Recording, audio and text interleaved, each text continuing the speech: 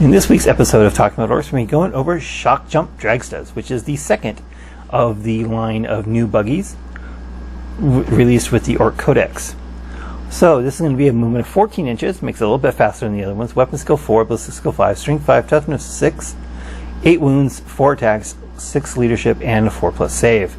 And in each one, they are 6 power level each. Each model is equipped with a custom shock rifle, a rocket launcher, and saw blades.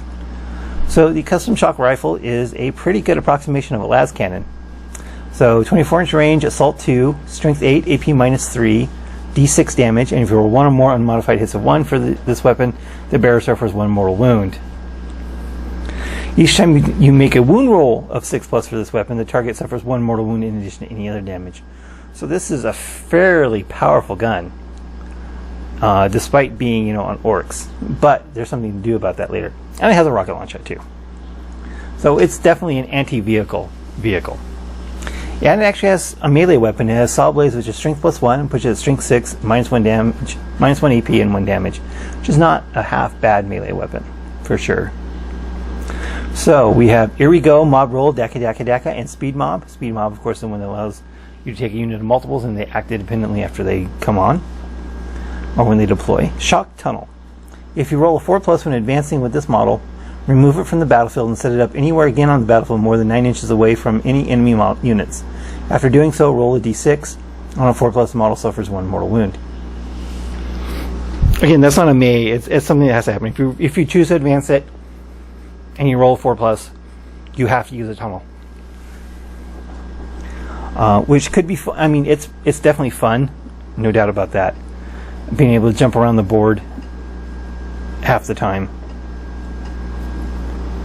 So it may not be something you want to do, but with only a 24-inch range, it's definitely a good option to have that shock tunnel. So you can kind of reposition it to get a shot on something you need to while still maybe maintaining cover or maintaining an objective, something like that.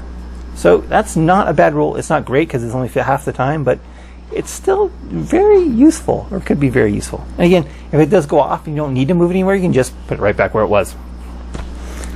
Right? But here's the big thing. Grot Gunner and Targeting Squid. Add 2 to hit rolls for attacks made with this model's custom shock rifle. That is hitting on 3s. With a las cannon, 2-shot las cannon for Orks. That really changes things, especially if you add in Bad Moons, where now you get to reroll the 1s. That's a really good chance of hitting with this weapon. And that's where this thing really excels, is that +2 to hit.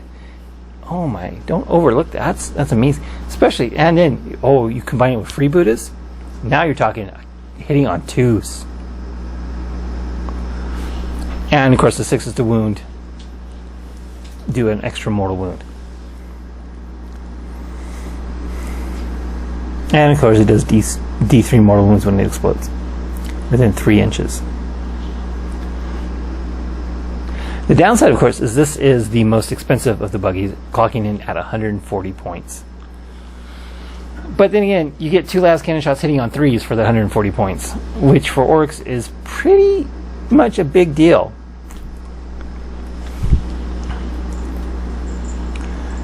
And it's actually melee as well. It's actually got some melee power with that melee weapon. 4 attacks hitting on 4s at strength 6, -1 and 1 damage. It can actually do some damage in melee, unlike some of the other ones that don't have melee weapons.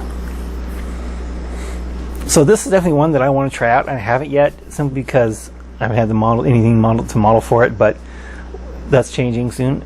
I definitely want to try out some 3+ las cannons, especially in freebooters. Try and get them to a 2+.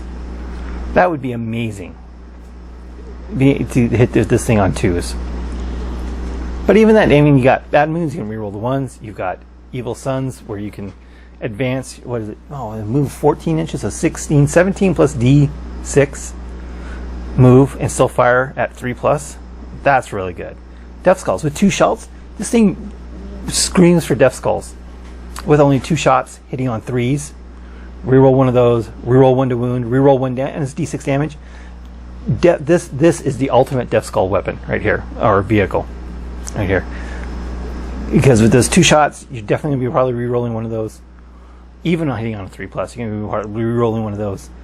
rerolling one of those wounds at strength 8. Would be nice if it was 9 instead of 8, but it's still one reroll, and then rerolling one of those damage rolls. This is fantastic. So if I was going to run Death Skulls, I would definitely run Shokkjump Dragsters, because that's clearly the best clan choice for this particular unit. They are going to kind of get limited with that 24-inch range, but they got a 14-inch move, so that is still a 38-inch start range. It's going to be hard to get away from that. And if they're Death Skulls, then they get that 6-up invul save. That's nothing to complain about. So if you're running Death Skulls, I would definitely consider Shokkjump Dragsters. They are the perfect MSU unit, especially with the speed mob rule where you buy 3 of them. They each are separate units. They each get their rerolls with a 6-up invul save.